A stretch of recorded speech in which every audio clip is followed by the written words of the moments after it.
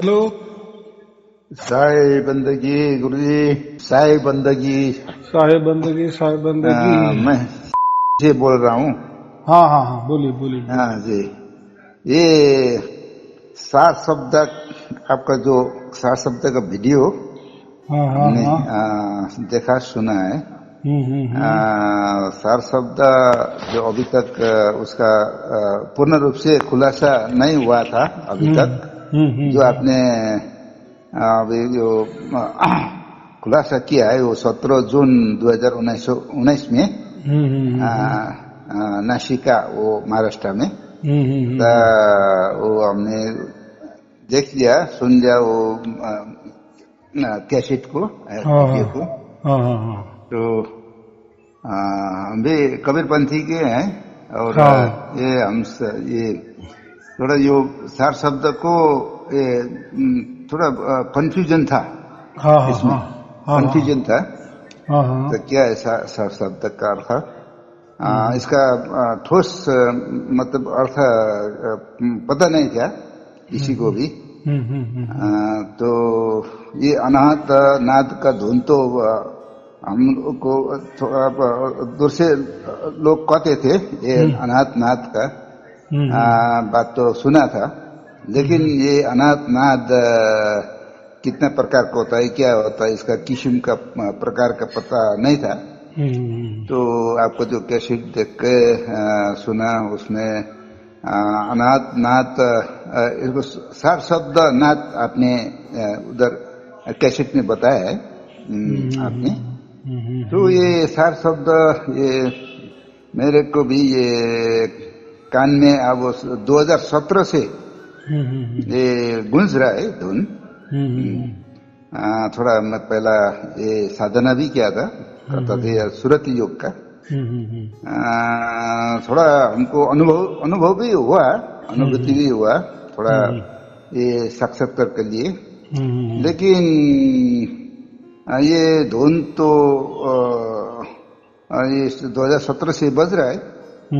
तो किसी ने बोलता है ये जब आत्मा जागृत होता है तब ये धुन होता है। जो प्रकाश देखते हैं वो प्रकाश की ये फिर धुन में बदल जाता है। कोई अनाद होता है ये अनाद धुन है ये तो सिर्फ रास्ता दिखाता है। गुरु को रास्ता दिखाता है। गुरु को देश में जाने के रास्ता बताए वो उधर वो मिलाता नहीं। गुरु से नहीं मिलाता ये रास्ता बस दिखाता है। ये रास्ता है वैसा। हाँ रास्ता है लेकिन मिलाता नहीं गुरु से ऐसे बोलकर इसको नहीं पकड़ना बोलता था वो। तो इसको थोड़ा स्पष्ट के लिए आपको थोड़ा फोन किया था। बहुत दिनों से फोन कर रहा तो आज लग गया। आपको जो सब वीडियो देखा मैं आपने कितने वीडियो देखे? अभी तक तो 12 वीडियो देखा आपको 12-13 देखा। अभी तो बहुत मंजिल आगे है। हाँ जी और है। हाँ तो अच्छा ऐसा है आपका कोई व्हाट्सएप नंबर है तो मैं आपको लिंक भेज देता हूँ। जो ऑनलाइन वाले वीडियो है ना जिसमें ऑनलाइन इंग्लिश में लिखा है वही वीडियो पूरा देखना। जब भी कोई देखेंगे वीडियो तो लिख के नाम लिख के रखने का ये वीडियो देखा फिर दूसरा देखना ये दोबारा नहीं होना चाहिए। तो ये जो पूरे वीडियो जो है वो पूरे की पूरे देख लो और घर बैठे ही कहीं जाना नहीं कहीं आना नहीं कहीं खर्चा भी नहीं। घर बैठे आपको परमात्मा की प्राप्ति हो जाएगी। स्वयं परमात्मा की प्राप्ति होती है वही सार शब्द होता है। तो उसमें सब कुछ बता दिए। यानी ऐसा समझो हजारों सवालों का हजारों प्रकार का जवाब दिया है। जैसे आपने एक सवाल कि ये क्या है तो देखो ये तो कोई इतनी सीधी तो बात नहीं है कि 5-10 मिनट में आपको समझा दिया और समझ में जाएगी। अगर परमात्मा ये इतना 5-10 मिनट में समझ में आ जाए तो फिर तो क्या लाइन लग जाएगी। तो ऐसा नहीं है। तो इसमें एक ही भेद है। भेद वो ऐसा है कि परमात्मा हमें उसकी ओर से प्राप्त होता है, ना कि हमारी ओर से। बस यही मेन भेद है, और यही सब इंडिया मार खाती है या दुनिया मार खाती है। कैसे कि ऐसा कैसा होगा, क्योंकि परमात्मा प्राप्ति के हजारों तरीके लोगों ने निकाले हैं, धर्म ने निकाले हैं, पंथों ने निकाले हैं, धर्म ग्रंथ निकले हैं, बराबर। बड़े बड़े संस्था भी परमात्मा प्राप्ति के नए नए फंडे बताते हैं, उसके ऊपर बड़े बड़ी संस्था चल रही है, गुरु गद्दियां चल रही है। और जब कबीर साहब ने ये बताया ना कि ये जितने भी लाखों तौर तरीके हैं, यानी प्रकृति में या प्रकृति के हिसाब से, जैसे गुरु लोग ये तो मानव ही है, यही के पैदा हुए, यही के मर मिटने वाले हैं, वैसे धर्म भी यही तैयार हुए, पंथ भी यही तैयार हुए, धर्म ग्रंथ भी यही तैयार हुए, यानी जितने भी तौर तरीके हैं ये यही तैयार हुए। और हाँ, बात ऐसी है कि जो जहाँ जिस प्रकृति में हम रह रहे हैं वो प्रकृति भी नाशवान है, असत्य है, मिथ्या है, एक प्रकार की कल्पना ही समझो, एक प्रकार का विचार ही समझो, एक प्रकार का सपना ही समझो। फिर उसमें बनाए गए जितने भी तौर तरीके होंगे वही उसके जैसे ही होंगे, बराबर कि नहीं। मनुष्य का बच्चा मनुष्य जन्म लेगा, बराबर, प्राणी का बच्चा प्राणी होगा।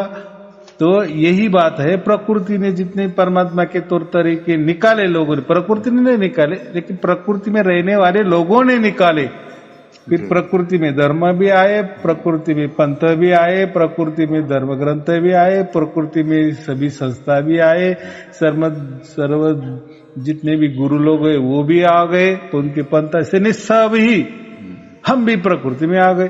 तो ये प्रकृति वाले परमात्मा को प्राप्त नहीं कर सकते। जैसे बाप ने बच्चे को पैदा कर दिए तो वही बच्चा बाप को नहीं पैदा कर सकता, क्योंकि ऑलरेडी बाप का पहले से जन्म हुआ है ना। ये उल्टा गंगा कैसा बहेगी। तो परमात्मा ने ये सबको बनाया, हमको बनाया, प्रकृति को बनाया है, तो प्रकृति में रहने वाले हम परमात्मा को कैसे प्राप्त कर सकते हैं। इसीलिए परमात्मा कबीर साहब ने यही कहा कि इसीलिए इतने लाखों बरस से लोग इस प्रकृति के तौर तरीके से परमात्मा को प्राप्त करने की कोशिश करते हैं, इसलिए परमात्मा किसी को मिला नहीं। लेकिन लोगों ने इतना ही विश्वास रखा, उनको तो मिला नहीं, लेकिन सब लोग यही कहते हैं कि विश्वास के साथ समझो कि परमात्मा है। क्या है? नहीं हमको प्राप्त हो रहा है, लेकिन वो है, बस इसलिए है का सबसे ज्यादा मंत्र प्रचलित है। सभी लोग है का ही देते हैं ना, बस है। अबे है तो उसको क्या जानना, क्या जरूरत है जानने की। हमने विश्वास रखा ना परमात्मा है, तो इसी।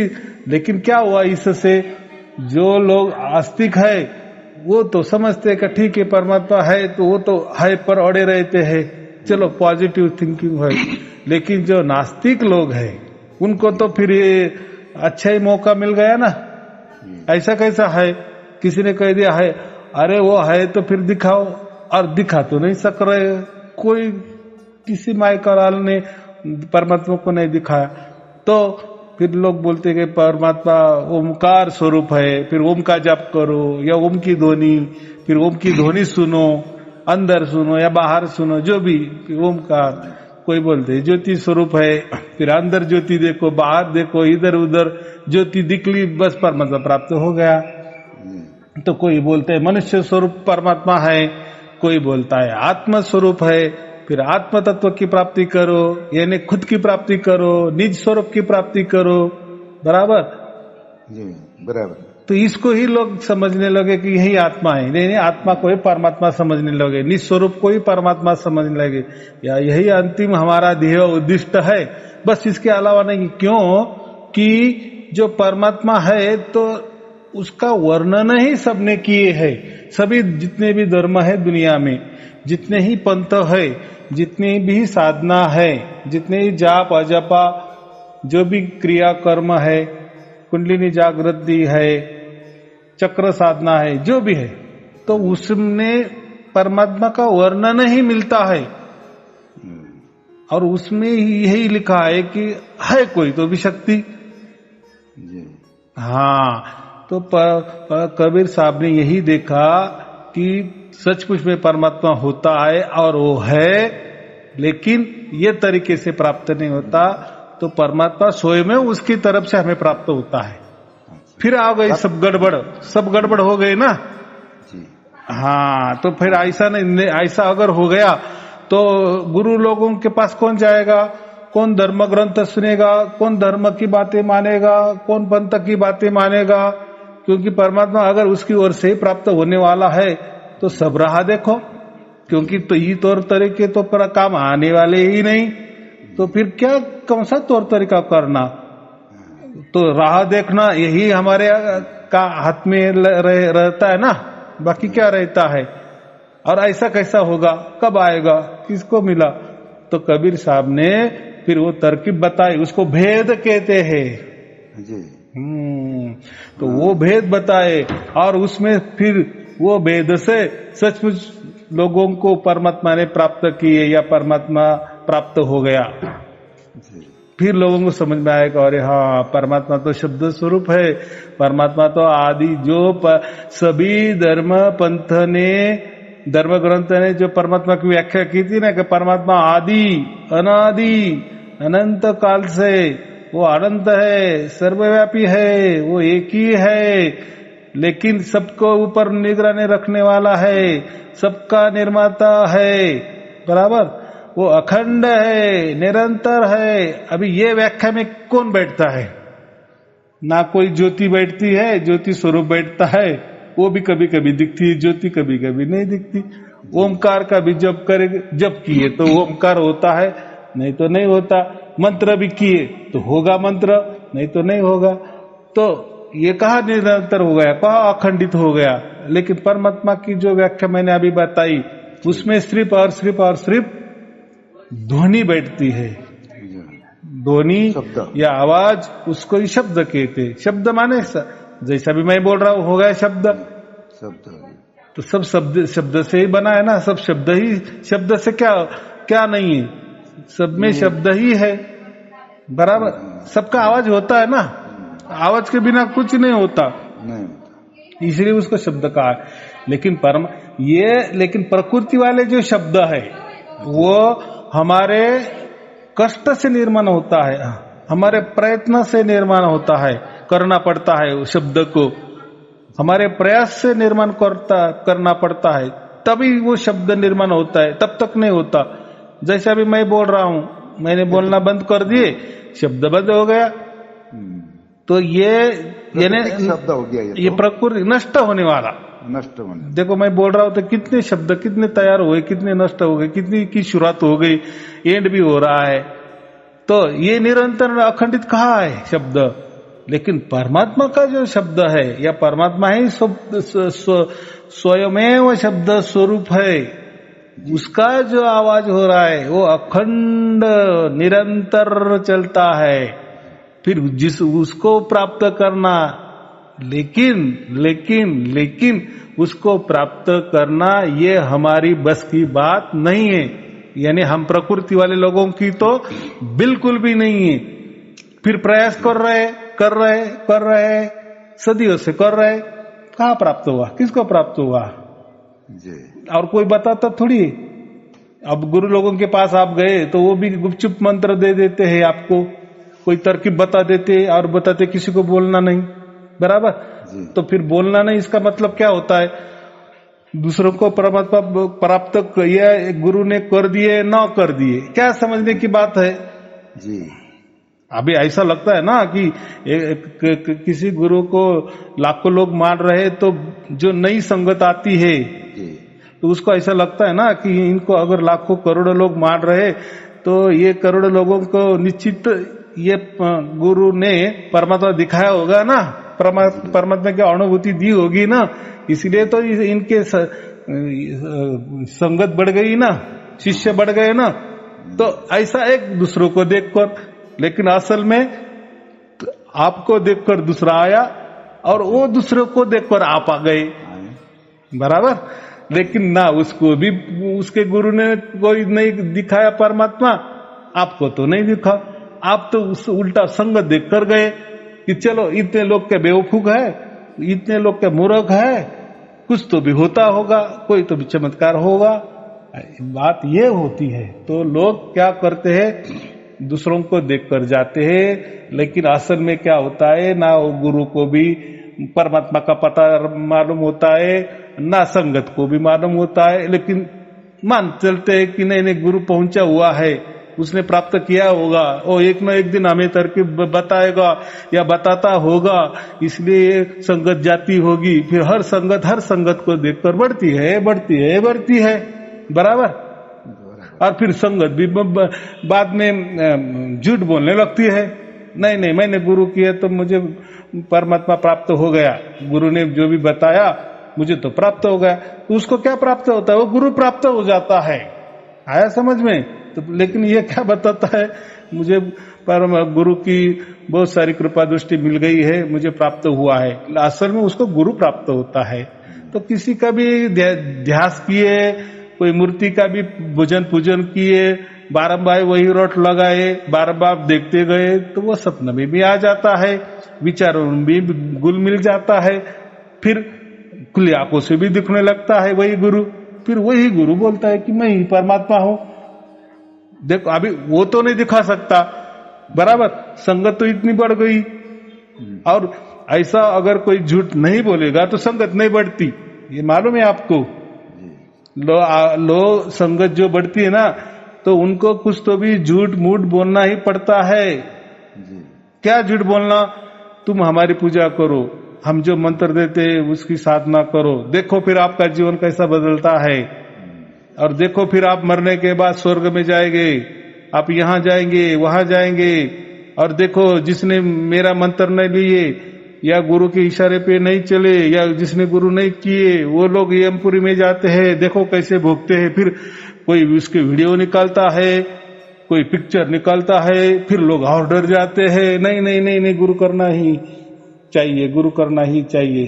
फिर क्या होता है गुरु के, फिर गुरु बोलता है कि मैं ही परमात्मा हूं, बाकी दूसरा कोई परमात्मा होता नहीं है, मैं आपको मरने के बाद भी मिलूंगा, अभी तो है खुद जो जीता जागता।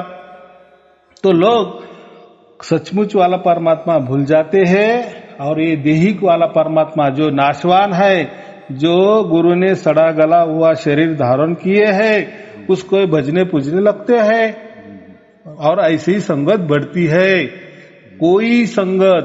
कोई शिष्य ये नहीं समझता कि असल में कोई तो परमात्मा होगा, असल में वो परमात्मा प्राप्त करना चाहिए। ये सड़ा गला हुआ शरीर वाला गुरु प्राप्त करके क्या करना है, अरे उसको ही खुद को प्राप्त नहीं है। लेकिन वो तो बंडल मारता है ना कि मेरे गुरु को प्राप्त हुआ था, उसने मुझे तरकीब बताया, मुझे भी प्राप्त हुआ। अगर ऐसा नहीं बताए तो संगत बढ़ेगी कैसी? फिर उसके बाद में मसाला लेने वाले, मसाला भरने वाले लोग रहते हैं ना, हाँ मुझे परमात्मा प्राप्त हो गया, गुरु की कृपा दृष्टि, हाँ मुझे परमात्मा प्राप्त हो गया। असल में कुछ और परमात्मा ऐसा प्राप्त होता है, एक क्षण के लिए, या कोई सपने में आया वो परमात्मा होता है, कोई क्षण में कुछ ऐसा दिख दिया, खुली आंखों से कुछ देख लिए, तो वो थोड़ी परमात्मा होता है। सपना में कुछ देख लिए तो वो थोड़ी परमात्मा हो जाता है। ध्यान में बैठे वो अंधेरे में कुछ भी दिखने लगे, वो थोड़ी परमात्मा होता है। फिर जो दिखी या कोई धुने सुनने लगे ध्यान में, वो थोड़ी परमात्मा होता है। तो ये सब देखा कबीर साहब ने, तो इसके ऊपर फिर उन्होंने टिक्का टिप्पणी की और बड़े बड़े दोहे निकाले, साकिया निकाली, रमैनी शब्द निकाले, और इनके ऊपर पूरा मारा कर दिए। और उन्होंने फिर वो राज बता दी, उसको सार शब्द कहते। सार शब्द माने स्वयं वो परमात्मा उसकी ओर से प्राप्त होता है। तो सार शब्द का मतलब ऐसा होता है कि ये कोई देहिक गुरु या प्रकृति के द्वारा परमात्मा प्राप्त नहीं होता, तो स्वयं परमात्मा उसकी ओर से प्राप्त होता है, उसको ही सार शब्द कहते हैं। और सार शब्द की प्राप्ति फिर देखो, फिर जिसको भी हो गई तो वही ध्वनि कि जो ध्वनि सबके पास थी, लेकिन कभी वो ध्वनि अखंडित नहीं हुई, निरंतर नहीं हुई। लेकिन जब परमात्मा की कृपा दृष्टि हो जाती है, परमात्मा का राज हम जब खुलता है कि परमात्मा उसकी ओर से प्राप्त होता है, ये जब हमारे दिमाग में बैठ जाता है ना, तो देखो फिर हमारी सुरती या उसको आप कुछ भी कहो, हमारा ध्यान वो बैठने वाला ध्यान नहीं, यानी हमारा विचार फिर ऐसा बदल जाता है और ऐसी क्या बोलते मन में एक जागृति आ जाती है, एक तड़प निर्माण हो जाती है कि अभी परमात्मा तू कैसे भी मुझे प्राप्त कर, बस मुझे प्राप्त कर। पहले कैसा करता था, खुद से प्राप्त करने की कोशिश करता था ना, इसलिए वो गलत होता था।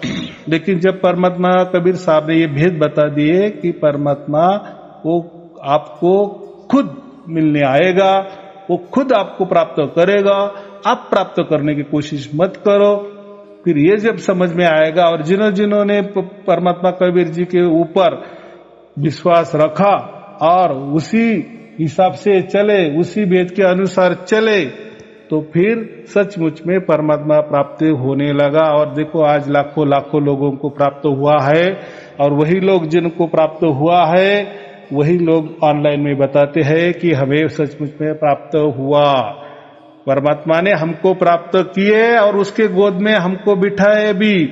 वही धुन उनको अभी निरंतर चालू है, अखंडित चालू है, वही धुन जो आदि अनादि अनंत काल से चल रही है, अखंडित चल रही है, निरंतर चल रही है, और वो एक ही धुन है।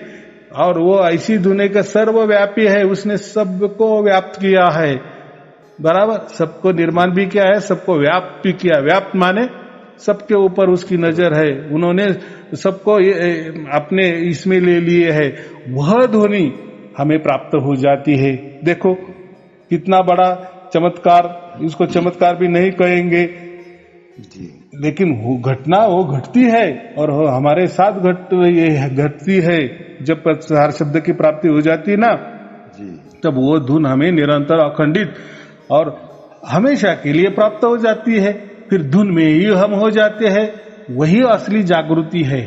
जो हम अभी जो है ना, ये सपना, जैसा हम सपना देखते हैं, सपना में सब सच्चा लगता है, लेकिन जब जागृत हो जाते हैं तो हमें समझता है कि यह सपना था, बराबर। तो ऐसा ही ये हमारा जीवन भी एक बड़ा सपना ही है लेकिन है असल में ही।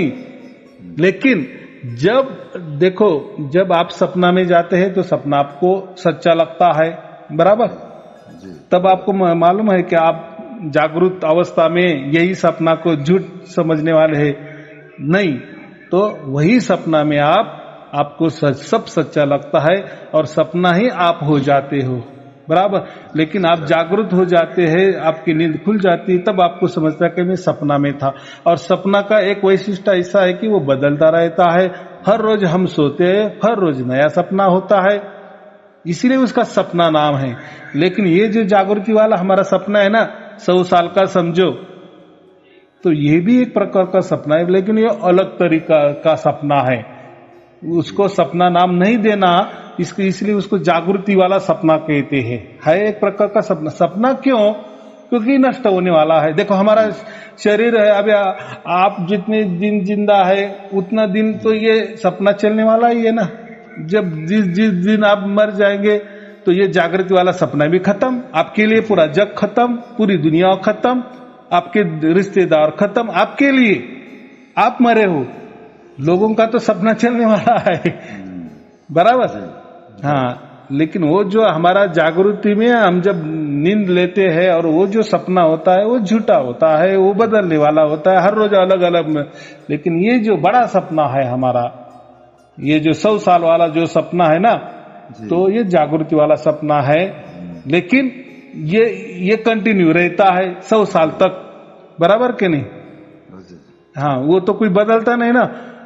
जिसका समझो आपने कर्जा निकाला है, आप सो गए, आप उस सपना की दुनिया में चले गए, तो आपका जो जागृति वाला कर्जा है वो थोड़ी जाता है क्या, मिट थोड़ी जाता है क्या जी? सपना वाला कर्जा मिट जाएगा लेकिन जागृति वाला नहीं। जैसी नींद खुल जाएगी वैसा आपका वो देना ही पड़ता है, बराबर, लोन चुकाना ही पड़ता है। तो ये जागृति वाला सपना है, यानी वो सोने वाला सपना से ये जागृति वाला सपना थोड़ा अलग है, इसलिए उसको जागृति वाला सपना कहते हैं। लेकिन अब जब हम महाजागृति में जाते हैं, महाजागरण में जाते हैं, यानी ये जो सार शब्द जब हमें प्राप्त होता है ना, वो असल में हम जागृति है जी। फिर वो जागृति हमें जब प्राप्त हो जाती है उसको हम सार शब्द कहते हैं। वही महान, वही परम जागृति जब हमें प्राप्त हो जाती है, तब हमें ये जो 100 उम्र वाला जो सपना है, जो चल रहा है हमारा जागृति वाला सपना, फिर ये झूठ लगने लगता है। तब तक नहीं लगता जब तक आप महाजागृति में नहीं जाते, आप परम जागृति में नहीं जाते, यानी वो चार शब्द में नहीं जाते, तब तक आपको ये 100 उम्र वाला सपना, जागृति वाला सपना झूठा नहीं लगेगा। तो अभी देखो, जब आपको सार शब्द की प्राप्ति हो जाएगी, तब फिर आपको ये जागृति वाला सपना भी असल में सपना लग जाएगा। फिर आपको कोई डरने की चीज नहीं है। जैसे अभी आपके सपने में जो भी कुछ हुआ और आप जागृत हो गए, तो आप बोलते कि हाँ अच्छा हो गया, वो सपना था नहीं तो बहुत बड़ी मुसीबत आने वाली थी बराबर। हाँ, तो वैसा ही जब हमें ये सार शब्द की प्राप्ति हो जाती है, हम असल में जागृति हो जाती है, वो परम जागृति अवस्था में रहते हैं, निरंतर रहते हैं, तो फिर हमें ये 100 उम्र वाला जो सपना है हमारा, वो जो जागृति वाला सपना है, तब हमें ये सपना लगने लगता है। फिर हमें ये जो जागृति वाला सपना है ना, तो वो सचमुच में सपना ही लगता है। फिर उसमें जो भी कुछ भी करेंगे ना, तो हम उसी वक्त वैराग में चले जाते हैं, या ऐसे समझो साधु ही बन जाते हैं। क्यों? तो अभी हमें कुछ अच्छा नहीं लगता, अभी हमको समझ में आ गया, अरे ये तो सब जागृति वाला सपना ही है, सब मिट जाने वाला है। बराबर। तो हमें फिर जीवन में थोड़ा ये होता है कि बस एक परमात्मा की सिवाय हमारा ये कोई नहीं है। ये जो भी मेरे रिश्तेदार है, जो भी मैं मेरे आंखों से देखता हूँ जागृति सपना में, जो भी मैंने कुछ कमाया है या गवाया है, ऐसा समझो, कमाया है, या जो मैं ही हूँ, मैं ऐसा मैं वैसा, ये सब नष्ट हो जाने वाला है। मेरा पूरा परिवार भी, जब हम मरते हैं तो हमारे लिए पूरा परिवार का नाश हो जाता है, हमारे लिए पृथ्वी का नाश हो जाता है, हमारे लिए पूरी दुनिया का नाश हो जाता है। हम है तो दुनिया है, हम है तो हमारा परिवार है, हम है तो हमारा प्रॉपर्टी है, हम है तो हम है, हम मैं मेरा, मैं ऐसा मैं वैसा। लेकिन जब हम मर जाते हैं तो ये सब यही की धराशायी हो जाता है। ये नहीं, इसके लिए हम कहते हैं कि ये जागृति वाला सपना है, सपने जैसा ही हो जाता है ना फिर। हाँ, नाशवान लगता है, नश्वर हो जाता है। लेकिन ये जीते जी हम प्राप्त कर सकते हैं, ये जीते जी हमें समझना है कि ये जागृति वाला भी सपना है। लेकिन कब? जब ये हम परम जागृति हमें प्राप्त हो जाती है ना, तब हमें ये जागृति वाला सपना समझ में आएगा, तब तक नहीं आएगा। हाँ बराबर। जब हम किसी मंजिल पे, ऊपर की मंजिल में जाते हैं ना, तब हमें नीचे की मंजिल समझ में आती है ना कि हम कितने ऊपर आ गए। बराबर। तो ये परम जागृति ही जो होती है, वही असल में सार शब्द होता है। और परम जागृति माने ही हम उसको तुर्यातीत अवस्था कहते हैं। तो जीते जी तुर्यातीत अवस्था में जाते हैं। और मरने के, देखो, जो ये परम जागृति में नहीं जाता, या जिसको सार शब्द की ये प्राप्ति नहीं होती, या ये परम जागृति जिसको प्राप्त नहीं होती, तो उसके लिए तो क्या होता है, वो आप जन्म लेने पड़ते हैं, 84 लाख योनि में जाना पड़ता है। वही उसको जागृति सपना, जो जागृति वाला सपना है, वही चलता है ना, क्योंकि उसने वो स्टेज प्राप्त नहीं की ना आगे वाली। हाँ, और ये स्टेज मनुष्य जन्म में ही प्राप्त हो जाती है। और वो जीती जी, अभी जिसको भी सार शब्द की प्राप्ति हो, तो उसको जीती जी उन्होंने वो परम जागृति वाली स्टेप प्राप्त की ना, और परम जागृति वाली स्टेप प्राप्त की, यहाँ मंजिल में पहुंचे, तभी हमको ये जो हम जीवन जी रहे हैं ना 100 साल का, तभी हमको ये जागृति वाला सपना समझ में आ रहा है। जी। हाँ, ऐसा होता है। हाँ। बोलो। अच्छा साहब, मेरा 2-4 प्रश्न है। एक प्रश्न तो जो मेरा ये लेफ्ट कान में, बाया कान में सब 2017 से ये धुन आ रहा है। धुन आ रहा है। तो पहले भी मैं तो साधना तो करता था, करते आए 2013 से। तो थोड़ा 2016 में थोड़ा अनुभव भी हुआ। ये सुषमना अवस्था में पहुंच गया था मैं। तो उसके बाद में वो होकर 2017 में ऐसा अचानक ये धुन आने लगा। तो मुझे तो पता नहीं था क्या है। तो मैंने बहुत बुजुर्ग लोगों को कहा, डॉक्टर से भी संपर्क किया, ये कान में ये धुन आने वाला क्या है। तो किसी ने बोला ये बीमार है, एक कान मैला होने से भी ये धुन होता है, और कोई ज्यादा साउंड जो सुनने के कारण से भी होता है, और ये ज्यादा दवाई खाने से भी होता है, इसका ऐसा धुन होता है। वो जो हाँ बराबर, उसको टीनियस कहते हैं, एकदम बराबर। टीनियस नाम का वो रोग होता है। क्या टीनियस को धुन भी ऐसे होता है या इसको? हाँ, अभी कैसा है, एकदम बराबर है। तो वो जो धुन होती है ना, वो हमारी आत्मा वाली ही होती है, और जो रोग वाली जो ध्वनि होती है ना, वो हमें तकलीफ देही होती है, इसलिए तो उसको रोग कहते हैं ना जी।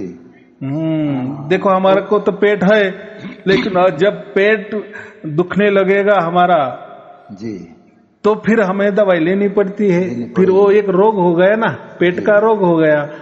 तो ऐसा ही ये जो ध्वनि है हमारे में चलती है। लेकिन और वो जो ध्वनि आप सुन रहे हैं ना, तो वो आपकी आत्मा वाली ध्वनि है, क्योंकि कभी कभी वो आती है, कभी कभी नहीं आती है। लेकिन ये जो सार शब्द वाली जो ध्वनि होती है, वो एकदम समतल होती है, वो इतना सूक्ष्म होती है कि हम जब किसी से बोलते भी है तभी वो चालू होती है और हमें समझ में भी आती है। जब कुछ काम भी करते हैं तो भी हमें समझ में आती है कि धुन चल रही है। कितना भी बड़ा सामने कितना ही बड़ा आवाज हो तो वो आवाज भी हम सुन सकते हैं, और ये ध्वनि भी सुन सकते हैं, सूक्ष्म वाली ध्वनि। ये कोई कान वाला विषय नहीं है। तो इसीलिए ये धुन नहीं है। हाँ, वो रोग वाला धुन, रोग वाला धुन वो कान का होता है। तो वो अलग है। तो ऐसा है, तो इसलिए आप मेरा तो 24 घंटा ऐसे चलते रहता है, 24 घंटा। तो एक ही काम करो, आप पूरे के पूरे वीडियो देखो ऑनलाइन वाले। ये जो सवाल है ऐसे बहुत सारे लोगों ने पूछे हैं, तो उसका मैंने बहुत सारा जवाब भी दिए हैं, और खुद पे खुद लोगों ने भी उसके ऊपर जवाब दिए हैं। फिर उनको तो हमें क्या करना है, अभी जो भी आपने वो बताया ना, सुषुम्ना नाड़ी वगैरह, ये सब प्राकृतिक वाले साधना की बात बताई आपने, या जो प्राकृतिक गुरु है जी, उन्होंने जो साधना दी है, धर्म ग्रंथ ने दी, धर्म ने दी, पंथ ने दी वगैरह वगैरह, तो उसके बारे में आप बोल रहे हैं। और मैं जो कह रहा हूँ ना, तो मेरे यहाँ तो कोई धर्म नहीं, कोई पंथ नहीं, कोई गुरु गद्दी नहीं, कोई गुरु प्रणाली नहीं, कोई गुरु परंपरा नहीं। मैं किसी को मंत्र नहीं देता, कोई जाप नहीं बताता, कोई ध्यान में नहीं बिठाता, कोई आंख बंद नहीं करना, कान बंद नहीं करना, कोई ध्यान में लक्ष्य नहीं टिकाना। क्योंकि मैंने क्या बताए कि जो भी परमात्मा वो स्वयं है, उसकी ओर से प्राप्त हमें करता है, हमें करता है। हम नहीं कर सकते परमात्मा को प्राप्त, वही हमें प्राप्त करता है। तो यही भेद कबीर साहब ने बताया ना। तो इसीलिए जब भेद मालूम, देखो पहले ये मालूम नहीं था तो आपका पहुंच कहाँ थी, बस आपके निज स्वरूप तक, जो आपके हाथ में है, आपका निज स्वरूप। जैसे देखो आपके पास लाखों रुपए है, आप उसके मालिक हो, बराबर, तो वो लाखों रुपए आपको ही मालूम है ना, वो आपने कहाँ रखे है, या उसका सोने में आपने इन्वेस्टमेंट की है, कोई शेयर्स में इन्वेस्टमेंट की है, या कोई मकान लिए है, तो वो आपका निजी मामला है, वो आपके सिवाय किसी को मालूम नहीं है जी, बराबर, या आपके परिवार को मालूम है। इसको क्या कहते हैं, वो आपका निजी मामला है बराबर। तो वैसा ही ये जो गुरु लोग है ना, तो ये हमें निज जो स्वरूप है हमारा, प्राइवेट, जो हम ही हम हैं, वही प्राप्त कर देते, उसको वो आत्म तत्व की बात करते। देखो धर्म ग्रंथ में लिखा है ना, आत्मज्ञान की प्राप्ति करो। उनको आत्मज्ञान नहीं हुआ, मुझे आत्मज्ञान हो गया, गुरु से आत्मज्ञान मिल गया, यानी आत्मा का ज्ञान मिल गया ना परमात्मा का, लेकिन वो लेबल लगा देते हैं परमात्मा का ज्ञान, असल में वो आत्मा का ज्ञान होता है। लेकिन अभी उनको पास तो परमात्मा नहीं होता, या उनके गुरु ने भी नहीं सिखाया परमात्मा कैसा प्राप्त करता है, या उनको वो भेद भी नहीं मालूम था कि परमात्मा उसकी ओर से ही प्राप्त होता है, हमारे ओर से नहीं होता। लेकिन गुरु लोग कैसे वो बताएंगे, उनको ही मालूम नहीं है, और परमात्मा की बात तो करना है, तो फिर वो क्या करते, यही निज स्वरूप हमारा जो है ना आत्मा वाला, यही हमें प्राप्त करवा देते हैं। और ये इसी तौर तरीके से प्राप्त होता है, प्रकृति की तौर तरीके से, उसको ही निज स्वरूप कहते हैं। और वही वो बोलते हैं कि ये निज स्वरूप यानी ये आत्म स्वरूप की प्राप्ति करना ही हमारा अंतिम लक्ष्य है। यही गीता में लिखा है, देखो आत्मा का वर्णन गीता में ऐसा लिखा है, वैसा लिखा है, तो ये बात होती है। बराबर बराबर। अच्छा, दूसरा प्रश्न है, ये अनहद धुन और सार शब्द में क्या भिन्नता है? देखो, ये अनहद नाद, उसको अनहद नाद बोलते हैं, बराबर। तो ये जो प्रकृति में जो नाद होते हैं ना, जैसे आपके दोनों हथेली है, वो ऐसे आप बजाए, ताली बजाए, ध्वनि निर्माण हो गया, बराबर। लेकिन ये एक होता है आहत नाद और एक होता है अनाहत। आहत किसको कहते हैं कि हमने ताली बजाई, ये हो गया आहत, और बगैर कुछ करके जो आवाज होता है उसको अनाहत कहते हैं, बिना टकराव से। इन्हें वो मालूम नहीं है, जैसे शंख की ध्वनि, मुरली की ध्वनि, वीणा की ध्वनि, कोई जो गड़गड़ाहट होता है, अपना बादल का गड़गड़ाहट जो आकाश में होता है, तो ऐसे वो 10 प्रकार के अनहद नाद है। लेकिन वो प्रकृति में ही तैयार होते हैं और प्रकृति में नष्ट होते हैं, और वो सुनने के लिए हमें प्रयास करने पड़ते हैं। वो भी हमसे निर्माण नहीं है, वो प्रकृति में निर्माण होते हैं और प्रकृति में रह जाते हैं। लेकिन वो अनाहत जो नाद है वो नष्ट हो जाते हैं। जैसे आपने ध्यान में बैठे, कान दबाए, आवाज शुरू हो गए, हाथ से कान निकाले, कानों में जो हाथ रखे थे वो निकाल दिए, आवाज बंद हो गई, यानी है वो भी अनाहत नाद। लेकिन वो अनाहत नाद ऐसे है कि नष्ट होने वाले, यानी हमारे प्रयास से, हमारे प्रयत्न से, हमारे कष्ट से, या हम उसको हमारे प्रयत्न से प्राप्त करते हैं, प्राप्त किए तो बजेंगे, उसके वो हमने उसके ऊपर ध्यान हटा लिए, बंद हो जाएंगे, क्योंकि ये प्रकृति वाले है ना, संसारिक वाले है ना। और फिर संसार क्या है, प्रकृति क्या है, ये परिवर्तनशील है ना, इसीलिए वो अनाहत नाद जो है वो भी परिवर्तनशील है। लेकिन ये जो परमात्मा वाला जो नाद है, वो ये धुन है, ये सार शब्द, ये परमात्मा उसकी ओर से हमको प्राप्त करवा देता है, बराबर। और वो जो ध्वनि होती है वो अखंड होती है, निरंतर होती है, बराबर। और सबसे महत्वपूर्ण बात कि वो परमात्मा से प्राप्त होती है, और एक बार प्राप्त हो जाने के बाद वो हमेशा के लिए टिकती है और वैसी की वैसी रहती है, यानी वो अपरिवर्तनशील है, क्योंकि वो स्वयमेव परमात्मा की ओर से आई है और परमात्मा स्वयमेव है। वैसी प्रकृति स्वयमेव नहीं है, प्रकृति बनाई गई है, जो बनाया जाता है वो बिगड़ भी जाता है, बराबर। तैयार किया तो वो ढह भी जा सकता है, बराबर, यानी वो प्रकृति वाले मामला है। लेकिन ये जो धुन है वो एक स्वयमेव है, और वो कहाँ से, वो आदि अनादि से चल रही है ना, और अनंत काल से चल रही है और चलने वाली है। और वो जो धुन है वो भी सर्वव्यापी है, उल्टा वो धुन ने ही ये अनाद नाद भी तैयार किए, ऐसे समझो। अच्छा, यानी ये सार शब्द ने वो तैयार किया है वो अनाद को भी? नहीं, अनाद नादे जो मैंने अभी कहा ना, जो 10 वाले वो तैयार भी होते हैं और बिगड़ जाते हैं, नष्ट भी होते हैं, और उसके लिए हमें प्रयास करना पड़ता है, हमारी ओर से हमने थोड़ा प्रयत्न किए तो वो सुनाई देने लगते हैं, ऐसा मैं कह रहा हूँ। लेकिन प्रयत्न क्या, जैसे कान दबाए या कहीं शांत स्थली गए, आपको आवाज आने लगेगा। जी जैसे आप वापिस जैसे कोई भीड़ भाड़ इलाके में आ जाएंगे, वो ध्वनि नहीं सुने, इन्हें उसके लिए कोई प्रयास करना पड़ेगा, इन्हें बैठना पड़ेगा, कान दबाने पड़ेंगे, आग दबाने पड़ेगी, या कहीं एकांत स्थली जाना पड़ेगा। फिर वहां अगर आपने कान भी नहीं दबाए, आग भी नहीं दबाई, तो भी आपको सुनाई देंगे। लेकिन वो नष्ट होने वाले हैं। जैसे आप ध्यान से उठ गए, बस गए आप।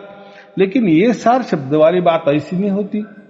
एक बार परमात्मा ने हमको पकड़ लिए, उसके गोद में बिठा लिए, तो हमेशा लिए हमको बैठाता है। यानी वो जो ध्वनि है सार शब्द वाली, वो 24 घंटे चलती है, निरंतर चलती है, अखंडित चलती है।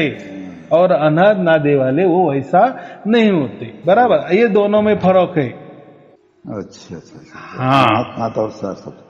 अच्छा, ये गुरु जी, ये जो सार शब्द है ना, ये सार शब्द प्राप्त करने के लिए पहला कोई प्रयास, कोई ध्यान सुमन करना जरूरी है? इसके लिए कुछ करना नहीं, कुछ नहीं करना।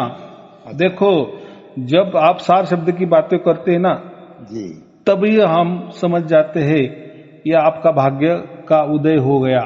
अच्छा। जैसा कोई बच्चा जवान हो जाता है और वो बोलता है कि नहीं अभी मेरी शादी करवा दो, तो माँ बाप ने समझ जाना चाहिए कि अभी बच्चा जवान हो गया। बराबर जी, बराबर। तो ऐसा ही जब कोई सार शब्द की बात करने लगता है, परमात्मा की बात करने लगता है, तो समझ जाना कि अभी इसका भाग्य पूरा हो गया है। फिर परमात्मा, और परमात्मा का वचन ही ऐसा है ना कि जिसका भी भाग्य हो जाता है तो स्वयं परमात्मा उसको प्राप्त हो जाता है उसकी ओर से। या ऐसा भी समझो कि इसको परमात्मा मिल जाता है, इसको परमात्मा की प्राप्ति हो जाती है, ऐसा भी बोलो तो भी चलेगा। जैसे अभी आपने मुझे फोन लगाया तो मेरा आवाज आपके घर में आ रहा है, जैसे मैं आपके घर में आया हूं, बातें की। या ऐसा समझो कि आप मेरे घर आए हैं, महाराष्ट्र में आए हैं, कुछ भी समझो, बात तो एक ही है ना, बोलना हो रहा है, हमारा जुड़ाव तो हो गया है।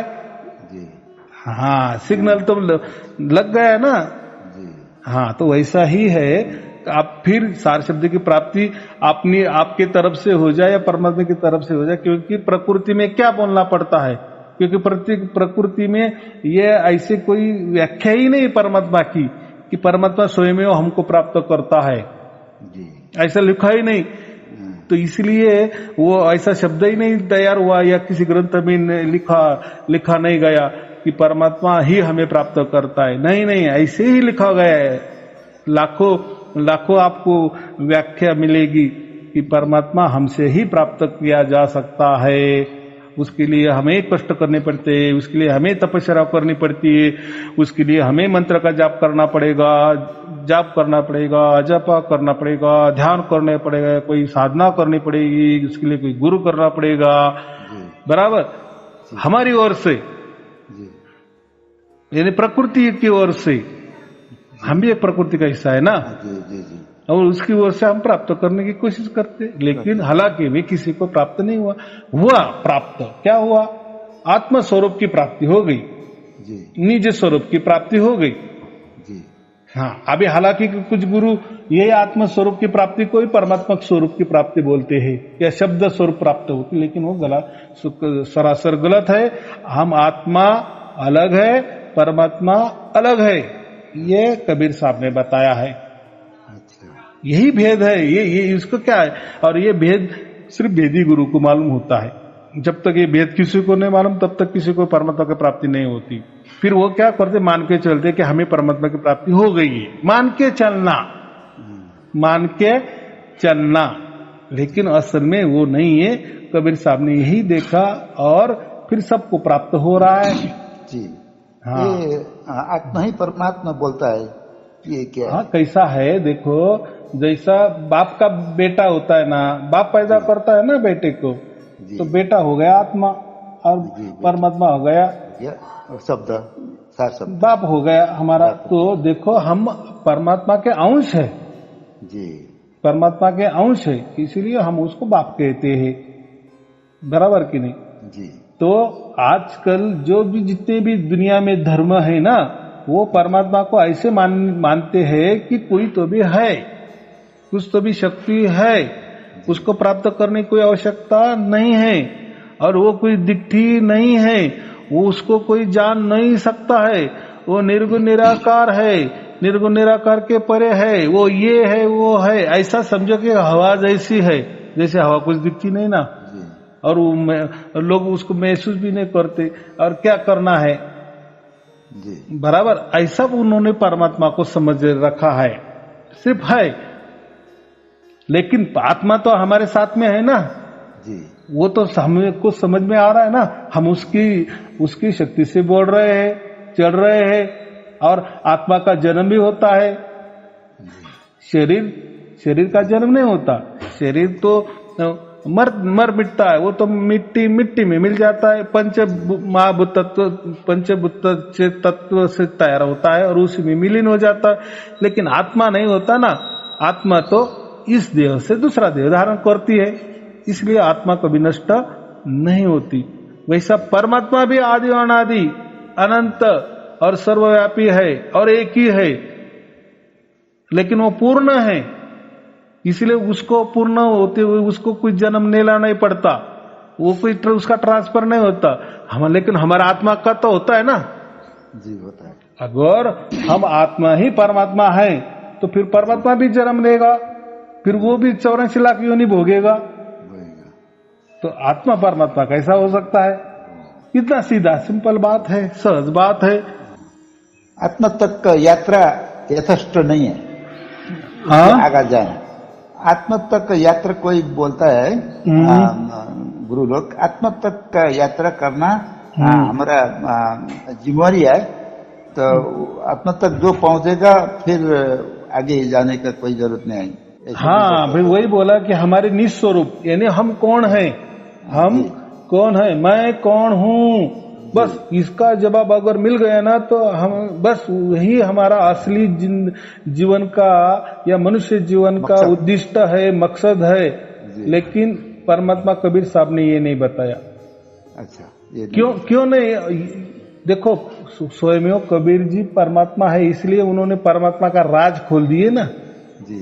हाँ, तो देखो मैंने अभी कहा ना, आपकी प्रॉपर्टी आपके पास कितनी है वो आपको ही मालूम जी, बराबर, क्योंकि आप उसके खुद मालिक हो। वैसा ही हम कबीर साहब को परमात्मा क्यों कहते, परमात्मा का अवतार क्यों कहते हैं, तो उन्होंने वो राज खोल दिए ना कि हाँ एक परमात्मा है, लेकिन वो आदि अनादि अनंत काल से है और निरंतर वो अखंडित है, और वो शब्द स्वरूप में है, वो कोई मानव स्वरूप में नहीं है, वो कोई आत्म स्वरूप में नहीं है। लेकिन ये बात कबीर साहब के सिवा किसी को नहीं मालूम थी ना, इसीलिए हर कोई धर्म, हर कोई पंथ आत्म तत्व की ही बात करता है और आत्म तत्व ही प्राप्त करना मकसद समझता है। समझते वहां तक के लक्ष्य मानते हैं। हाँ, और फिर क्या बताते हैं, हाँ परमात्मा भी है, लेकिन यही आत्मा यही परमात्मा होता है। लेकिन हम तो समझते हैं, हम तो देखते हैं कि आत्मा, देखो आप अलग हो, मैं अलग हूं जी, है ना अलग जी, क्या हम एक है, तो ऐसा होगा तो आपकी प्रॉपर्टी मेरी प्रॉपर्टी, मेरा प्रॉपर्टी, मेरा जो ज्ञान है वो आपका हो जाएगा। ऐसा होता है क्या? अरे आप हो, मैं हूं, यानी हम आत्मा हैं, हम नष्ट नहीं होते, आप भी नष्ट नहीं होते। क्या होता है, हमारा शरीर नष्ट हो जाता है, हम अगले जीवन में चले जाते हैं, हमारा अगला जन्म हो जाता है, उसको 84 लाख योनि कहते हैं। फिर हो सकता है हम अगले जन्म में हमारा जैसा कर्म होगा, भाग्य होगा, उसके अनुसार हमारा जन्म होगा। हो सकता है हम प्राणी भी हो जाएंगे, कोई वृक्ष भी बन जाएंगे, कोई मछली भी बन जाएंगे, कोई आकाश वाले पंछी भी बन जाएंगे। यानी हमको ये है ना, इसलिए तो 84 लाख योनियां है हमें। अगर हम ही परमात्मा है तो फिर परमात्मा भी इसी में आ गया ना, फिर उसका भी 84 लाख योनि हो जाएगी। कितना सहज है। तो आत्मा परमात्मा नहीं होता, आत्मा आत्मा ही रहता है, परमात्मा परमात्मा ही होता है। आत्मा कभी परमात्मा में विलीन नहीं होता, ये बोलने वाली चीज है। जब तक ये नहीं मालूम था ना, लोगों को परमात्मा ही मालूम नहीं था ना, तो लोग क्या बोलेगा, आप आत्मा को प्राप्त कर लो, निज स्वरूप की प्राप्ति कर लो, बस यही परमात्मा है, बस परमात्मा ही आपकी प्राप्ति हो गई, वही परमात्मा है। और आत्मा और परमात्मा एक ही हो गए, आप आत्मा परमात्मा में विलीन हो गए, दूसरा क्या है। अब उनको तर्क भी मालूम नहीं तो वो क्या बताएंगे, वो तो सहज बात है ना। मैंने तो अभी आपको समझ दिए कि आत्मा अलग होता है, परमात्मा अलग होता है, लेकिन सभी धर्म ग्रंथ जो भी है ना, धर्म बोलो पंथ बोलो, ये आत्मा तक इनकी पहुंच है,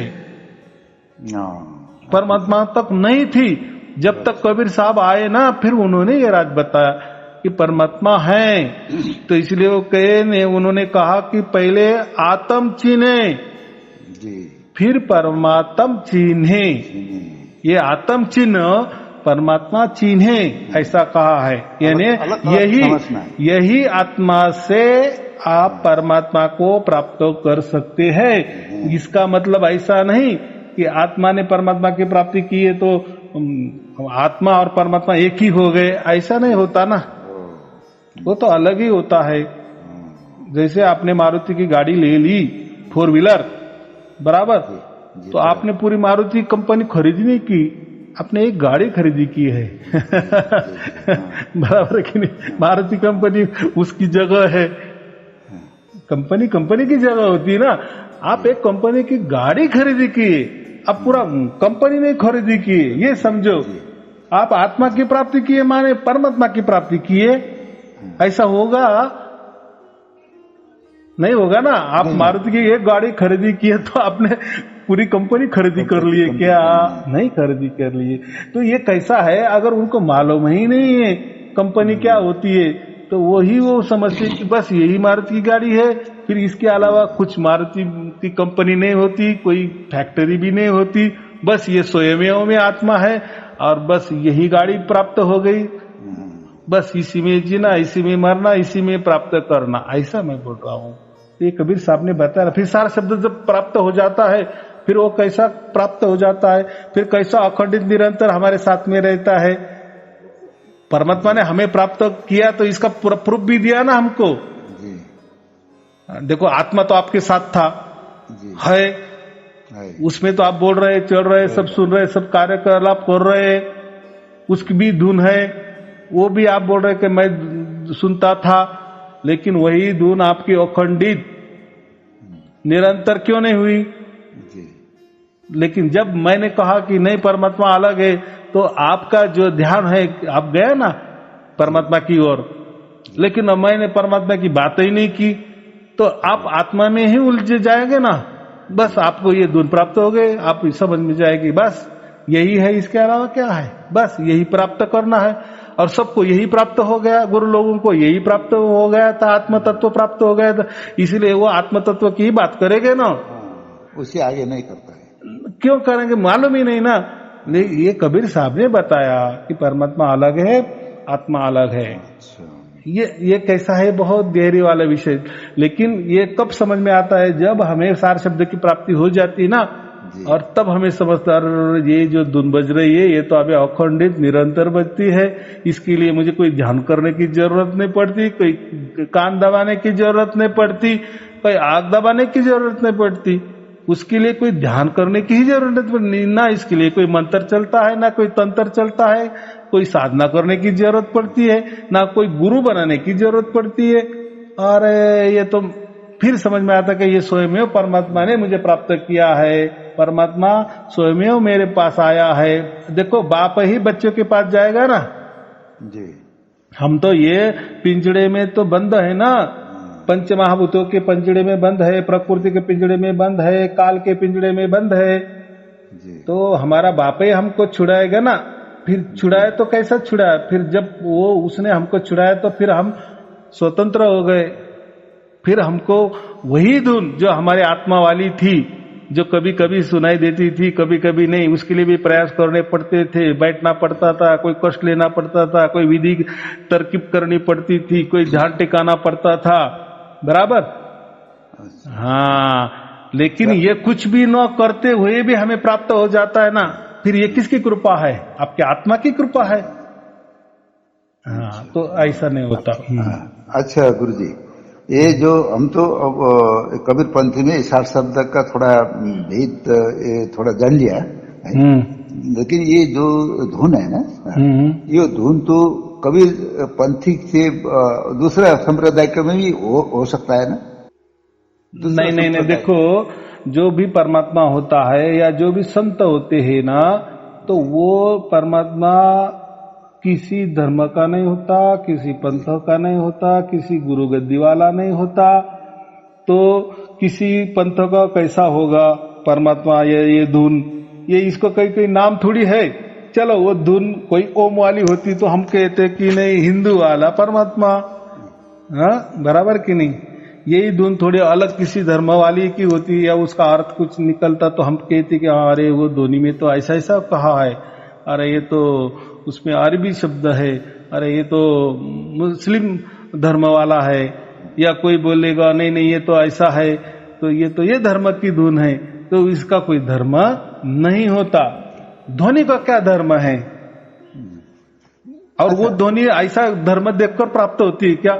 नहीं, तुम हिंदू हो इसलिए मैं प्राप्त हो जाऊंगा, या आप ये धर्म के हो इसलिए प्राप्त हो जाएगा। नहीं, सभी धर्म ने ये ध्वनि की लिखा वर्णन किए है, महिमा मंडित किया है ये ध्वनि का। अच्छा, लेकिन वो कैसा प्राप्त होता है ये नहीं लिखा। प्राप्त करने की कोई विधि भी बताई, लेकिन नहीं किसी को प्राप्त हुआ। जो भी प्राप्त होता है आत्म तत्व की प्राप्ति हो जाती है लास्ट में। फिर बोलते हैं कि बस यही हमारा उद्दिष्ट है, यही हमारा मकसद है, इसके अलावा नहीं है। लेकिन ये परमात्मा कबीर साहब ने करके दिखाया, और देखो ना, अभी लाखों लाखों लोगों को प्राप्त हो रहा है सार शब्द की प्राप्ति, और बोल रहे हैं ना कि हमें प्राप्त हो गए। देखो, आपका अनुभव आपका स्वयं का अनुभव है, आप उस अनुभव में आप साक्षी हो। मैं तो कितना ही बड़बड़ करूंगा, मेरे बड़बड़ से क्या होने वाला है। लेकिन आप जब उस घटना के स्वयं खुद साक्षी होते हो, और वो घटना आपके साथ घटती है, और 24 घंटे घटती है, निरंतर अखंडित घटती है, तो फिर आप बोलेंगे ना कि मुझे सार शब्द की प्राप्ति हुई। तो आप आपके मुंह से बोलेंगे ना जी। क्या है, इतना ही सहज है ना। परमात्मा सहज है, इसलिए उसको सहज योग कहा है, और उसको सहज समाधि कही है। देखो, समाधि ये कितनी कठिन होती है, लेकिन परमात्मा कबीर साहब ने इसको सहज समाधि क्यों बताया? कि इसके लिए कुछ करने की जरूरत ही नहीं ना, कोई साधना विधना मंत्र तंत्र ये वो गुरु बिरु कुछ नहीं, क्योंकि परमात्मा स्वयं में सब कुछ है, परिपूर्ण है। आप उनको गुरु भी कहो तो शब्द गुरु भी बनने के लिए तैयार है। परमात्मा बनो, परमात्मा तो है ही, शब्द स्वरूप तो है ही, यानी ऑल इन वन परमात्मा है, इसलिए उसको परमात्मा कहा है ना। हाँ, और उसको परमात्मा क्या होता है? परम, उसका अर्थ क्या होता है? परम आत्मा, परम आत्मा। और ये जो कहते हैं ना आत्मज्ञान की जरूरत है, गुरु लोग देते हैं ना, अरे तुझे आत्मज्ञान की जरूरत है, मेरे पास आ जाओ, मैं तुझे आत्मज्ञान दे दूंगा, दीक्षा दे दूंगा। वो क्या करते हैं? आत्मज्ञान देते हैं, आत्मा का ज्ञान देते हैं। और कबीर साहब क्या करते हैं? परमात्मा का ज्ञान देते हैं। परम माने और सूक्ष्म। हाँ, ये आत्मा तो भी हम देखते हैं, सुनते हैं, या उसका महिमा मंडित कर सकते हैं, बराबर। और ये भी परिवर्तनशील है। मैंने कहा ना, ये जन्म लेता है, हम 84 लाख योनि में जन्म लेते हैं, और हम आंखों से भी देख रहे हैं ना, प्राणी है, प्राणी में भी आत्मा है कि नहीं? हमारे आत्मा है, सब में आत्मा है, जीव जंतु में आत्मा है। वो चैतन्यता है ना, उसको आत्मा बोल, चैतन्यता कहो। तो ये तो हमें आंखों से दिख रहा है ना। और आप हो, मैं हूं, आप मैं और मैं एक नहीं हूं, बराबर कि नहीं? स्त्री है, पुरुष है, प्राणी है, वृक्ष है, कोई एक में मिलावट नहीं है। तो हम आत्माएं हैं, हम अलग है, और परमात्मा एक ही है। परमात्मा एक ही है, और वो आदि अनादि अनंत है, अखंडित है और निरंतर है, और वो शब्द स्वरूप है, ना कि ओम स्वरूप है, कोई ज्योति स्वरूप है, ना कि कोई मनुष्य स्वरूप है, ना कि कोई आत्म स्वरूप है, ना कि कोई फिर जितने स्वरूप लोगों ने किए ना, है वो, लेकिन परमात्मा नहीं। वो आत्म स्वरूप होगा या कोई और शक्ति होगी, वो अलग ही स्वरूप होगा, लेकिन निस्वरूप तो बिल्कुल नहीं, बिल्कुल नहीं, बिल्कुल नहीं। बोलो। आत्मा तक पहुंचने वाला को ये फिर उसका जन्म होगा, आत्मा में ही होगा, है ना?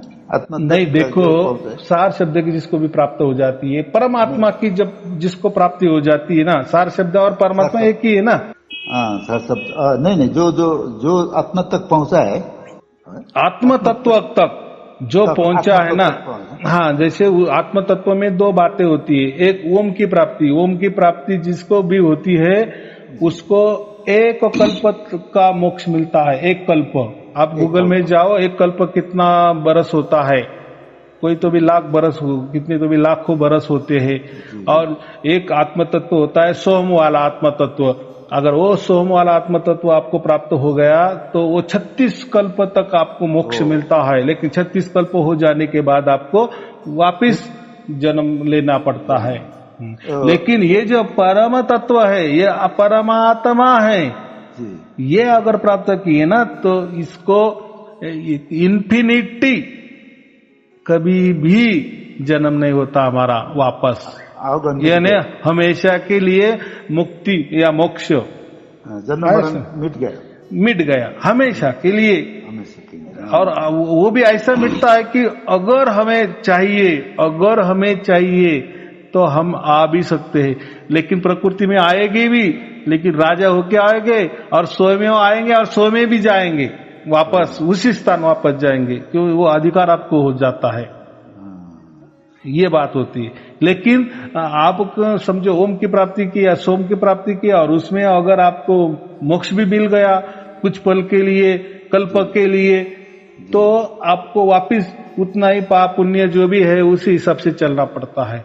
लेकिन जब ये परम तत्व की प्राप्ति होती है, परमात्मा की प्राप्ति होती है, तो वहां तो आप अनंत काल के लिए, इन्फिनिटी उसको कहते हैं, बस आपको मोक्ष मिलने वाला है। लेकिन अगर आपको कोई कंटाला आया, आपको कटाला आया, क्या बोलते हैं, बोर हो गए कि चलो यार ये आनंद सुख में क्या हो गए, चलो थोड़े प्रकृति में जाएंगे, तो आप खुशी से प्रकृति में आएंगे, राजा की तरह रहेंगे, क्योंकि फिर आपके प्रकृति अधीन होगी, और फिर आपको जैसा लगेगा नहीं अभी मुझे वापस मेरे स्थान जाना है परमात्मा के पास, तो जाएंगे, क्योंकि फिर आपको लिए उतना वो फैसिलिटी है। लेकिन यहाँ नहीं है, ये ओम में नहीं है या सोम में नहीं है। आया समझ में? जी आया। हाँ, ये बात होती। चलो ठीक है, थोड़ा थोड़ा समझ में जाओ, इतना ज्ञान मत ले लो, धीरे धीरे समझ में आ जाएगा ये, क्योंकि ये हम जो भी बातें कर रहे हैं ये परम ज्ञान वाली बातें करते हैं। और मैं किसके साथ ये परम ज्ञान वाली बातें करता हूँ, जब मेरे पूरे ऑनलाइन वाली वीडियो जो भी सुनता है ना, तब मुझे वो बातें करने में भी मजा आता है, और सामने वाला जो समझने वाला वो भी समझ जाता है। क्योंकि आजकल क्या हुआ, सामने वाले भी जो आते हैं ना, वो ज्ञान गोष्ठी के लिए आते हैं। अंडा पहले के मुर्गी पहली, बस उसी में उजल जाते हैं। अरे क्या हो गुरुजी, उनको तो यही मालूम नहीं कि मुर्गी पहली को अंडा पहला, और क्या ज्ञान बताते हैं, यानी ज्ञान गोष्ठी। तो मेरे यहाँ कोई ज्ञान गोष्ठी नहीं होती, क्योंकि मेरा कोई धर्म नहीं, कोई मेरा पंथ नहीं, मेरी कोई गुरु गद्दी नहीं, कोई गुरु परंपरा नहीं, कोई मेरा धर्म नहीं, पंथ नहीं है। तो मैं इसमें आता नहीं। मेरे पास शुद्धतम परमात्मा का ज्ञान है, जो भी मुझे परमात्मा ने दिया, मैं बस उसकी बात करता हूँ। मैं सिर्फ सार शब्द की बात करता हूँ, मैं सिर्फ राम नाम की बात करता हूँ, मैं सिर्फ वाहे गुरु की बात करता हूँ, मैं सिर्फ शब्द गुरु की बात करता हूँ। मुझे बाकी कोई आता ही नहीं ना मुझे ना दो आते हैं, ना कोई श्लोक आते हैं, ना कोई साखिया आती है, ना कोई मैं पंथ की बात करता हूँ। और अभी तक जो आपसे गुरुजी से संपर्क किया है जितना लोग ने, तो उसको थोड़ा ये जो धुन सुनाई देने वाला ही आया है ना। हाँ, ज्यादातर नहीं, सभी वो बोलते हैं ना कि हमें प्राप्त हो गया। धुन नहीं आने वाला तो अभी नहीं आए आपका गुरुजी के पास, है ना सर? कैसे कैसे? जिसको धुन नहीं देखो सुनाई देने वाला तो नहीं आया। हाँ, नहीं, ऐसा भी आते हैं, कभी वो भी आते हैं, कभी उसके राह पर चलने वाले आते हैं, कभी ऐसे भी आते हैं कि जिनको प्राप्त हो गया। देखो अभी मैं फोन पर बोलता हूँ, बराबर, मैं तो किसी का नाम नहीं पूछता, मैं किसी को जात में नहीं, किसी का धर्म में भी नहीं पूछता, कहाँ रहते ये भी नहीं, क्योंकि मुझे कुछ लेना देना नहीं ना, क्योंकि मेरा कोई ऐसा गुरु गद्दी नहीं, कोई मुझे ये नहीं चलाना, कोई शिष्य नहीं बढ़ाने, कोई गुरु गद्दी का खेल नहीं करना, बराबर, कोई आश्रम नहीं बढ़ाने। मैं किसी को भी गुरु का शिष्य नहीं बनाता, मैं संत ही बनाता हूँ। तो ये बहुत बड़ी अलग ही दुनिया में अलग बात है, क्योंकि शिष्य बनाने लाखों गुरु पड़े है, बराबर, लेकिन संत कोई नहीं बनाता।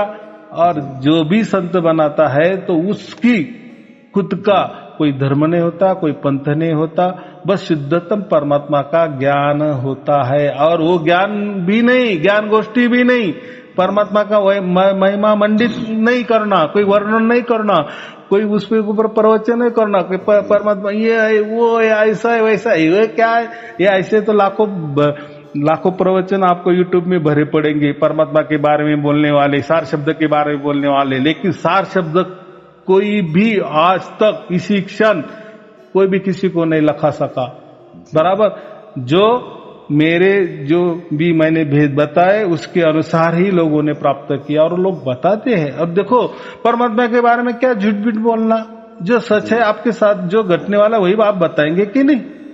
जी हाँ, तो यही बात होती है, कोई चिंता की बात नहीं, आपका भाग्य उदय हो गया है ऐसा शब्द, इसलिए आप सार शब्द की बात कर रहे हैं, परमात्मा की बात कर रहे हैं, तो आपकी अगली यात्रा अच्छी हो जाएगी। लेकिन उसके लिए उतना कष्ट लेने पड़ेंगे आपको, पूरे के पूरे ऑनलाइन वाले वीडियो पूरे देखने पड़ेंगे, और पूरे वीडियो देखने के बाद ही मुझे फोन करो, हम उसके ऊपर और चर्चा करेंगे। लेकिन मुझे 100% मालूम है कि आप पूरे वीडियो देखने के बाद आपके मन में कोई भी शंका नहीं होगी, आप कोई सवाल नहीं होगा, बस आप और परमात्मा एक ही हो जाएंगे, आपके मुंह यानी आप मौन हो जाएंगे, बस। मेरा 2 प्रश्न है लास्ट में गुरुजी। एक तो मेरा ये जो धुन है ना, इसको कंफर्म करना था, इसको कंफर्म करना था। देखो उसके लिए इतना सीधा मैं बोल रहा हूँ, तो जो धुन आपको 24 घंटा आ रही है, अखंडित आ रही है, निरंतर हो रही है, और जिसके लिए आप कोई भी कष्ट नहीं कर रहे, कोई प्रयास नहीं कर रहे, कोई भी ध्यान नहीं कर रहे, कोई भी कोई एकांत स्थली नहीं बैठ रहे, कोई कान नहीं दबा रहे, कोई सुबह नहीं आप 3 बजे उठ रहे, तो बगैर उसके जो भी बज रही है वही सार शब्द वाली धुन होती है, बस। अच्छा, ये कंफर्म हो गया। हाँ, थोड़ा दाया में थोड़ा नहीं, अभी देखो वापिस में बोलता है, ये प्रकृति वाले चीजें ही मत लाओ। ये देखो, ये शरीर क्या है, प्रकृति ना, बस धुन सुनना, वो यहाँ आ रही है, वहां आ रहे, ऊपर आ रहे, नीचे आ रहे, वो नहीं। जब आपको सार शब्द की प्राप्ति होती है ना, बस वो धुन बजती है, फिर कहाँ बजती है वो कुछ लेना देना नहीं होता, क्योंकि वो कोई कानों का विषय नहीं ना। ऐसा लगता है हमें, ऐसा लगता है हमें, जैसे मैं बोल रहा हूँ, मैं और मेरा आवाज आपके घर में आ रहा है, बाकी लोगों को ऐसा लगेगा कि 2 लोग कोई तो भी बात कर रहे हैं, लेकिन असल में एक अज्ञात है, यानी मैं प्रकट नहीं हूँ, आप प्रकट हो, बराबर। तो वैसा ही ये जो ध्वनि है ना, जब हम कहता हूँ ना परमात्मा की ओर से आती है, तो वो ध्वनि वहां सतलोक में चल रही है। वो जो परमात्मा जो वहां बैठा है ना, जो अधर द्वीप में, सतलोक में, तो वहां वो धुन चल रही है, हम नीचे उसको सुन रहे हैं। जैसे मैं यहाँ नासिक में हूँ और आप कहाँ ना जाने, मुझे मालूम है कि लाखों कोसों दूर है, आप मेरी आवाज वहां सुन रहे हैं, तो सचमुच में मैं आपके घर नहीं आया हूँ, लेकिन हमारा जुड़ा हो गया है सिग्नल से, तो बाकी लोगों को ऐसा लगेगा कि मैं आपके घर आया हूँ। तो लगने से क्या, तो वैसा ही परमात्मा की ध्वनि हमारे शरीर के यहाँ आती है, हम उसको सुनते हैं, बराबर, यानी परमात्मा चल के हमारे यहाँ आता है। तो ये बहुत बड़ी अघटित घटना है, और वो घटती है तो उसका पहले लाभ उठाओ। सचमुच क्या है, सच्चा क्या है, झूठा क्या है, क्या क्या बकवास है, तो क्योंकि उसके साक्षी आप होने वाले हो ना जी। तो उसके लिए आप कुछ क्या करो, कुछ करना नहीं, कुछ ध्यान साधना नहीं करना, कुछ नहीं करना, कुछ नहीं करना, सिर्फ और सिर्फ कोई नहीं करना है, कुछ नहीं क्या करना, सिर्फ वीडियो सुनना बस। क्योंकि ये जो वीडियो है ऑनलाइन वाले, वो एक प्रकार की गुरुबानी है, बस उससे आपको सब कुछ प्राप्त हो जाएगा। कोई प्रयास नहीं करना, क्योंकि परमात्मा सहज में प्राप्त होता है, अतिशय सहज में जी। तो सचमुच में जो परमात्मा ने कहा है ना कि सहज समाधि, सहज योग, देखो फिर तो उसका अनुभव लो जी। शुद्ध और पवित्र तो चाहिए ना। देखो आप जब ये देखेंगे ना, सुनेंगे ना, उसमें मैंने सब कुछ बता दिए। कोई बंधन नहीं। परमात्मा अगर उसके खुद से प्राप्त होने वाला है तो वो क्या ऐसी छोटी मोटी बातें रखेगा क्या? आप शुद्ध हो या पवित्र हो, आप ऐसे हो, आप वैसे हो, उसके लिए वो कोई मायना नहीं है, क्योंकि वो 35 लाख ब्रह्मांड चलाता है। तो एक आदमी में ये ऐसा है वैसा है, मैं उसको प्राप्त नहीं हुआ, उसके यहाँ कोई पार्टिसिपेट नहीं है, कोई पक्ष वाला वो नहीं है, वो किसी की बाजू नहीं लेता, उसके लिए सब समान है, क्योंकि हम उसके बच्चे हैं। तो बच्चों की भी थोड़ी सी नादानी भी वो माफ कर देता है। क्योंकि हमें वो जो प्राप्त करता है ना, तो हमारे भाग्य से प्राप्त करता है, ना कि हम ऐसे है या वैसे है, उससे नहीं। चलो ठीक है, शुभ आशीर्वाद सत साहेब जी, सत साहेब जी। बहुत बहुत धन्यवाद गुरु जी। हाँ, बहुत बहुत फिर मिलेंगे। अच्छा, एक लास्ट में आपका जो दूसरा कांटेक्ट नंबर आप दे सकते हैं? नहीं, जब तक हम आप हमारे रजिस्ट्री नहीं हो जाते, रजिस्ट्री यानी हमारे यहाँ हमारे कहने के मुताबिक हमारे यहाँ नहीं उतरते, तब तक नहीं। मैं वो ऐसा समझो कि हमारे विचारधारा से जब तक आप नहीं जुड़ते तब तक नहीं। और हम किसी को ऊपर जोर जबरदस्ती नहीं करते। देखो हमारे आपने सब वीडियो देख लिए, समझो ऑनलाइन, आपको नहीं अच्छा लगा तो आप जा सकते हैं, क्योंकि बाकी लोग कैसे करते हैं, आपको मैं अच्छा लगूं या ना लगूं, मैं आपको परमात्मा लखाऊं या ना लखाऊं, लेकिन पहले से आपको बंधन में डाल देता हूं, ये मत करो, ये मत करो, डंडी तोड़ा ताई बीत क्या है वो सब बांध देते हैं। उनकी पूजा भी करवा लेते हैं, दान दक्षिणा भी ले लेते हैं, ये बात होती है ना। लेकिन मेरे वहां नहीं, मेरे यहाँ कैसा है, पहले जानो फिर मानो, क्योंकि वो आपके हाथ में है। अगर आपको नहीं अच्छा लगा तो कोई बात नहीं, आप राम राम करें, दूसरी तरफ आप जा सकते, क्योंकि आप स्वतंत्र है।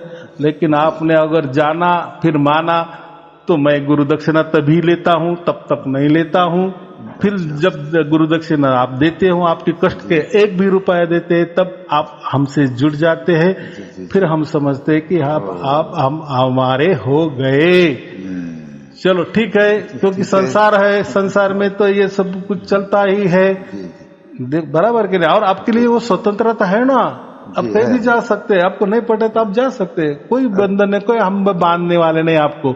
इसलिए हम किसी का नाम नहीं पूछते कि ये नहीं होते, क्योंकि आपको थोड़ी स्वतंत्रता चाहिए ना जी। क्योंकि आप इतना बड़ा परमात्मा आपको प्राप्त करने वाला है, तो आप उसी शरीर की भी होनी चाहिए ना, उस दूरदृष्टि की भी होनी चाहिए ना। यानी यही दूरदृष्टि क्या, आप ये धर्म पंथ के ऊपर वाले लेवल वाले लोग चाहिए, ऊपर के विचारधारा वाले चाहिए कि यही धर्म मेरा अच्छा है, यही मेरा पंथ अच्छा है, यही मेरा गुरु अच्छा है, यही मेरी संस्था अच्छी है। तो फिर इसमें आप एडिक्ट रह जाएंगे तो परमात्मा कैसा प्राप्त हो जाएगा? परमात्मा की जो कृपा दृष्टि का जो वर्षाव है, कृपा दृष्टि का जो प्रकाश है, वो हमें निरंतर होना चाहिए और ना कई अड़ंगे के साथ होना चाहिए। और ये जो संशय होते हैं हमारे मन में, यही बहुत बड़े अड़ंगे होते हैं, तो यही तो मिटने चाहिए ना, तो तब वो प्रकाश हमारे पास बराबर आएगा, शुद्ध स्वरूप से आएगा। चलो ठीक है, शुभ आशीर्वाद सत साहेब जी। हाँ सत साहेब जी, सत, हाँ सत साहेब जी, सत साहेब जी, ठीक है। साई बंद की साई बंद।